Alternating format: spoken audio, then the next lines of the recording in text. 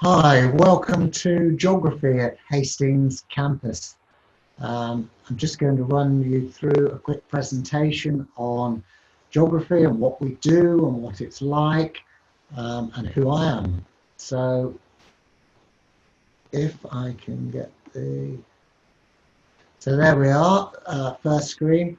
My name's Steve Harrison. I am the geography lecturer at Hastings campus at the East Sussex College, and as you'll see there, a little bit of information about me. I've been teaching a long time. I've been teaching geography at Hastings since 2000, beginning of 2018 really, so the last few years. I've been working for the exam board. I've been writing the exam papers for many years and being chief examiner, so controlling the exam. So you've got some experience there to help you through what is a wonderful subject to be involved in. In the corner there, you'll see Chantal Telly, who you've probably seen a picture before, who is the head of sixth form. That is the team, really. Okay, if we look at the campus, then I'm sure you've seen it by now, but if you've not been in, then we do have a fabulous campus, all brand new, purpose-built, close to the train station. You can see there 5 floors, very modern, very different from what you might get at school. Certainly not like the schools I've seen around here. So fantastic campus, very central, easy to get to. Now, a little bit about geography itself. What do you need to get on this course? Well, there we go. The standard 5 GCSEs at grade 4 to 9 or C and above. If you've taken geography, then we ask that you've got at least a 4 or a C where it's taken. If you haven't, don't worry. People do start geography without having done it before, so it's not something that put you off. We don't assume any prior knowledge, although you may have lots. Okay, on to what will you study? Now, possibly if you've done geography before, this makes sense. You're going to study 50% of your course is going to be physical geography and 50% is going to be human geography. So in year 1, you're going to study tectonics, processes and hazards. You're going to study landscape systems, so coastal landscapes we do down at Hastings.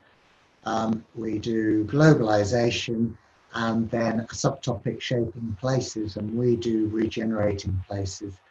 And a lot of the choice of those topics is that we live in a place that's being regenerated in Hastings, and we live right on the coast, so we should have primary knowledge, easy access to everything we want to do. Then the second year moves on and we look at the water cycle and the carbon cycle, energy security, climate change, and those huge, very, very important topics when we look at what's going on in the world around us. Then we move on a bit further to looking at global superpowers. So we do lots of work on US and China and who holds the power and why do they hold the power and why are they called the superpowers. And then finally we finish with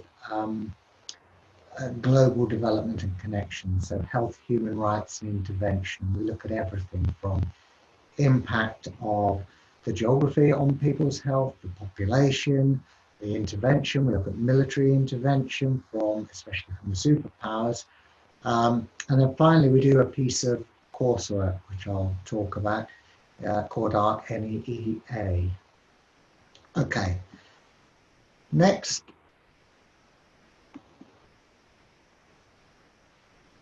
It's gone wrong. I was going to show you a short video there, but that seems to have disappeared. Right. Okay, so what else can you expect out of geography?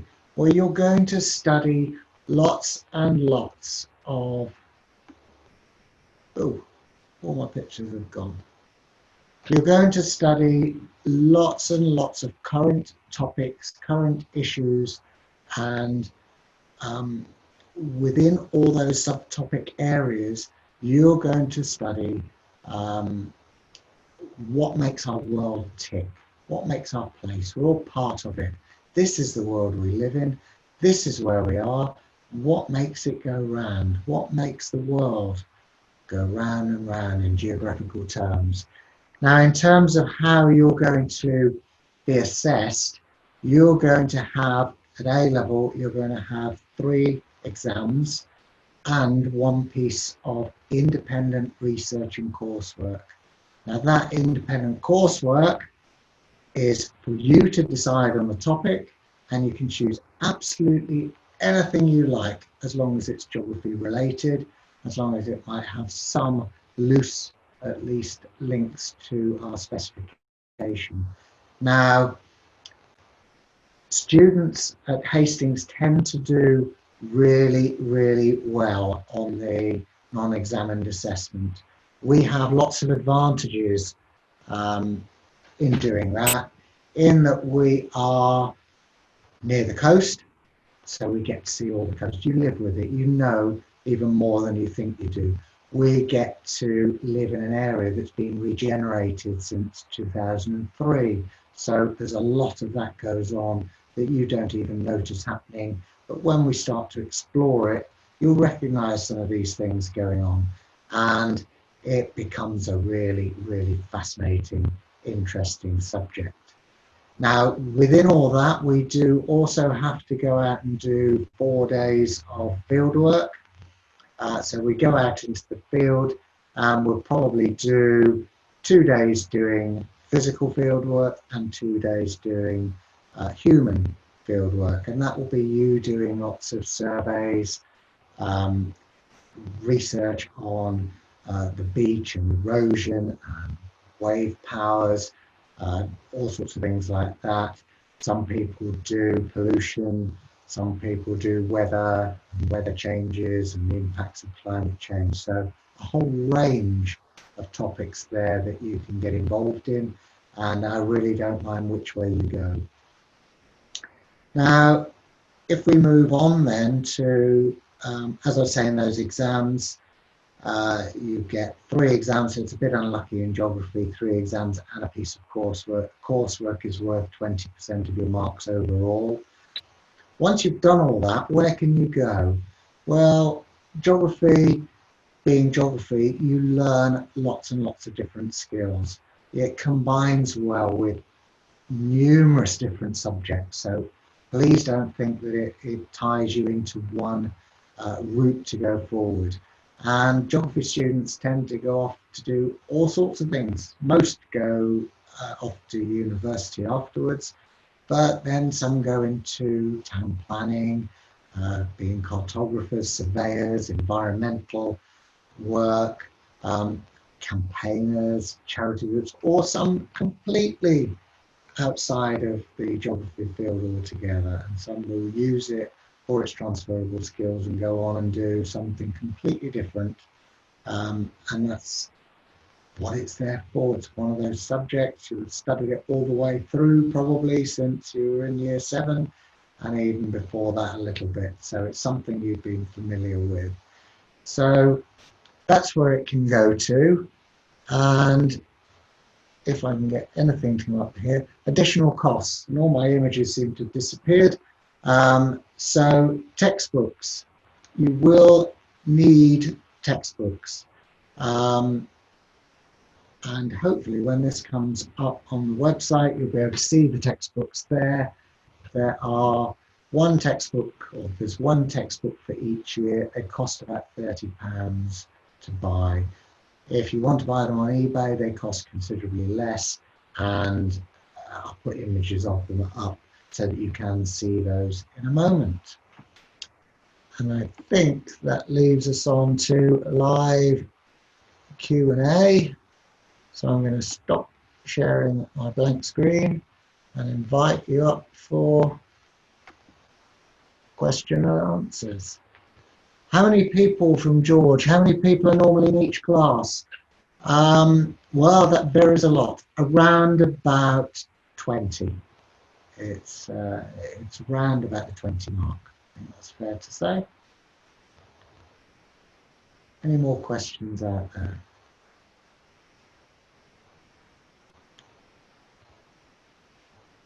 Okay, looks like questions are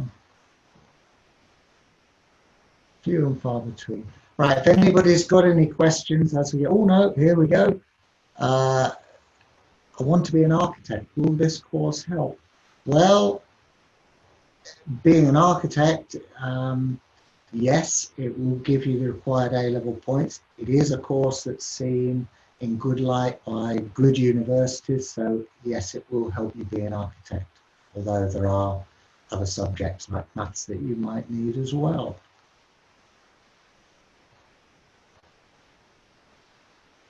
Okay, any more questions out there? I shall put it over to what kind of equipment will I need? Nothing special really. You won't need any equipment we need for field work. We will provide you with. I would say that during your field work, your independent research, you may need a calculator. On an exam paper, you're always going to have roughly 4 marks. That's all there are for you to do simple calculations. You're likely to do more number work for your independent research where you're collating statistics and data and analysing that data. So as long as you've got a calculator, then that's all you would need.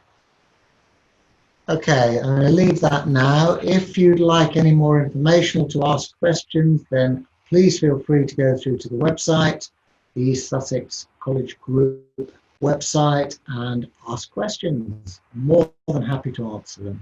Okay, thank you very much for listening, watching, and hopefully see you in September.